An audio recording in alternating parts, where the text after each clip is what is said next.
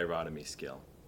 The necessary equipment for this skill is an oxygen source, a BVM, a large bore IV catheter, a syringe, a 3mm ET adapter, solution to cleanse the site, gauze, tape, and a sharps container.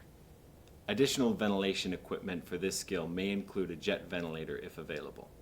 The recommended PPE for this skill are gloves and eye protection. Once I've gathered all the necessary equipment and the patient is laying supine, I'd hyperextend the neck unless trauma is suspected and manage the patient's airway with basic maneuvers and supplemental oxygen. Palpating the neck to locate the cricothyroid membrane between the thyroid and cricoid cartilage. Cleanse the site with an appropriate solution. Stabilize the site and insert the needle at a 45-degree angle through the cricothyroid membrane.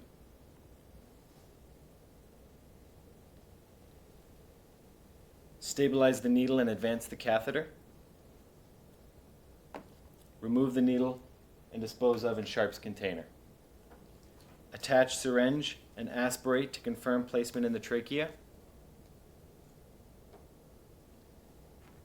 Attach BVM or jet ventilator.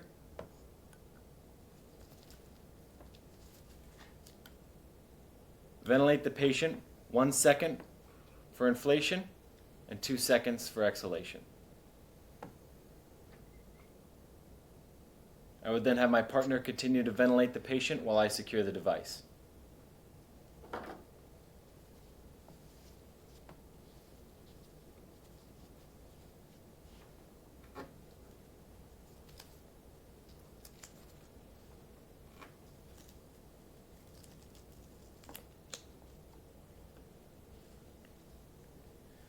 Once the device has been secured, I would observe the patient for chest rise and auscultate lung sounds to assure adequacy of ventilation.